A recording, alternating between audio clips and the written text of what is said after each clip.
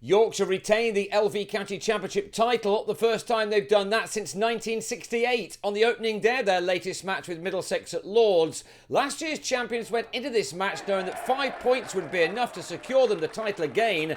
And remarkably, after Andrew Gaylor won the toss and inserted, one of those points was earned in the very first over of the match, as Middlesex very quickly slipped to 0 for 3. Paul Sterling out to the third ball had become Ryan Sidebottom's 700th first-class victim, and his 701st arrived just 2 balls later as Nick Compton edged behind. Sidebottom was on his way to his 5th championship title, having won it with Yorkshire last year and in 2001, and also with Nottinghamshire in both 2005 and 2010. He is a remarkable cricketer who's had a sensational career. Next ball, he had figures of 3 for 0 as Darwin Milan had his off-stump removed by the rampant 37-year-old. It had been an incredible start against a team which began the day in second place in the table. It was a start which just about summed up the White Rose County's dominance of this summer's 4-day competition. Last season they were very good, but this time out they've been even better, especially given the amount of players they've lost to England. Middlesex were just the latest team to find these opponents too strong, and by the end of 5 overs the home team had slipped to 14 for 4, with 21-year-old debutant Stevie Eskenazi giving Sidebottom and his team yet more reason to celebrate. Adam Lyth with the safe pair of hands in the slips. News was by now filtering through from Trent Bridge of a Notts collapse, and that meant that Yorkshire would have every chance of wrapping up the title by the end of this day. Following Sidebottom's initial outburst, which brought him figures of 4 for 11 from 6 overs, there was an attempt by the home team to fight back, with the informed Neil Dexter having a point to prove before he heads off from Lords for a career at Grace Road from next year. But then on came Tim Bresden, who's had an outstanding summer with both bat and ball, and with his 5th delivery, he had Dexter held behind well by the tumbling Andrew Hodd, the batsman departing for 18. 44 for 5 soon became 55 for 6 when Robson, who'd watched Sidebottom let loose first thing from the non-striker's end, gave Alex Lee some work to do in the slips off Bresnan. That gave Yorkshire a second bonus point with the ball, and the title was nearly officially theirs. Simpson batted as well as anyone in making 28, but on the stroke of lunch he edged James Middlebrook behind in the bowler's first over.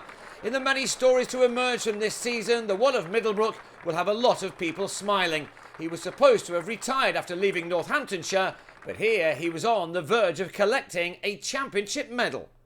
Middlesex were blown away after the lunch break, which was taken with them on 92 for 7. James Franklin had played and missed several times before he gave Bresden his 3rd wicket with an edge to 3rd slip, where Jack Leaning gleefully held on. 3 balls later and it was 95 for 9 as Toby Rowland-Jones was trapped in front by Bresnan, who was having another day to remember. He ended with figures of 8 overs, 4 for 30, and along with Sidebottom had ensured that there was no slip-up from a team which last lost a championship match in April of last year, when Middlesex chased down 472 on this ground for the loss of only 3 wickets. This time they were all out for 106, Sidebottom rightly finishing the innings off by bowling Tim Murtagh, the bowler with the 29th 5-wicket haul of an illustrious career which dates back to 1997. He will soon need a new cabinet at home to store everything he's won. He ended here with the fantastic figures of 5 for 18 from 12 overs. While he and his teammates celebrated, on the balcony, Middlesex's Director of Cricket Angus Fraser shook hands with Yorkshire coach Jason Gillespie. Middlesex were now out of the race, leaving Nottinghamshire as the only team who could possibly catch Yorkshire. Whatever was happening up at Trent Bridge, the visitors here knew that the job was about completed, with plenty of time to spare. Notts were fighting back against Durham, but a lack of batting bonus points for them would be enough for Yorkshire.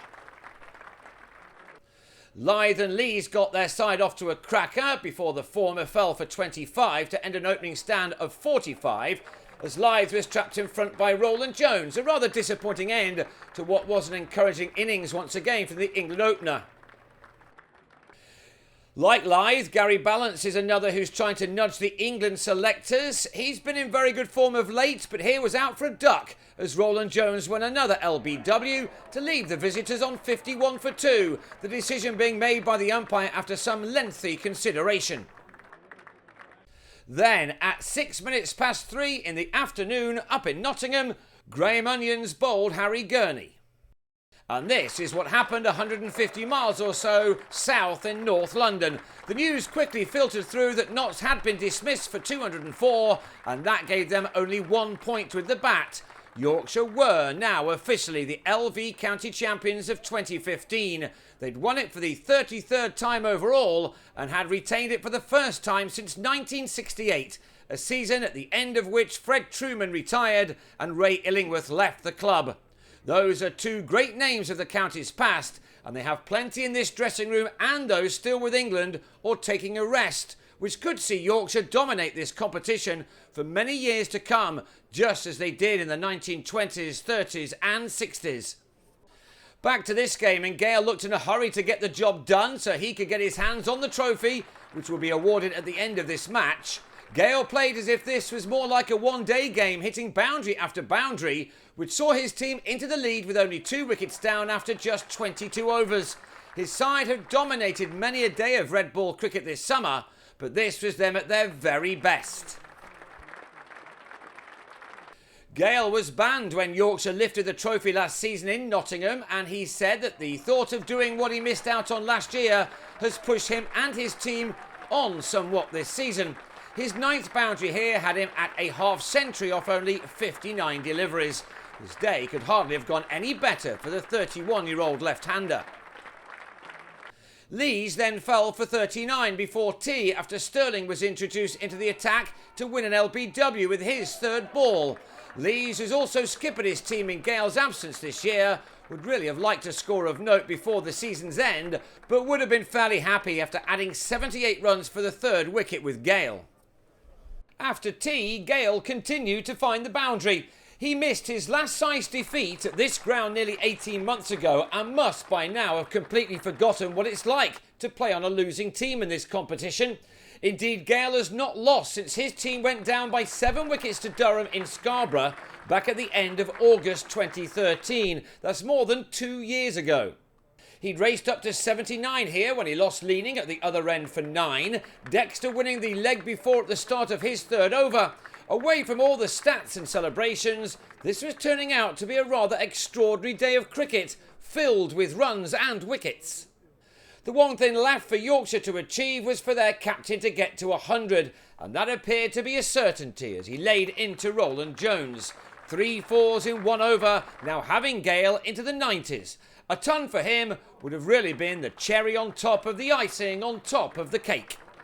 Yorkshire had slipped to 187 for 5 for a lead of 81 when Dexter struck again with another LBW. Bresnan, the man to go on this occasion. He departing with 11 runs to his name. All eyes now turned to Gale. He'd got to 98 when, somewhat surprisingly, he tried to cut a ball from Dexter too close to his body and fed Robson a catch. Gale's runs had come off only 110 balls in just over 2 hours. He would certainly have taken that after winning the toss and inserting first thing. He was warmly applauded back to the pavilion, his side in a very dominant position once again. To their credit, Middlesex, who themselves sat on top of the First Division table for much of the first half of this year's campaign, kept plugging away, and when Murtagh disturbed Hod's stumps after a misjudgment to send the keeper on his way for 20, they'd reduced the new champions to 217 for 7. And before another run had been added, Stephen Patterson was also on his way to Murtagh, Simpson completing the dismissal behind the stumps.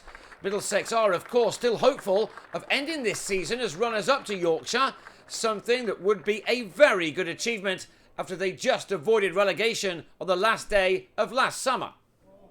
A 19th wicket fell before stumps were drawn. Middlebrook on his way for 4 as Simpson was given some more work to do behind the stumps by Roland Jones. After a break for the light, Yorkshire ended the day on 238 for 9 for a lead of 132. Many congratulations to them. They are an exceptional team who will now head out on day 2 looking for a 10th win of the Championship summer, and they'll hope to finish this match off quickly.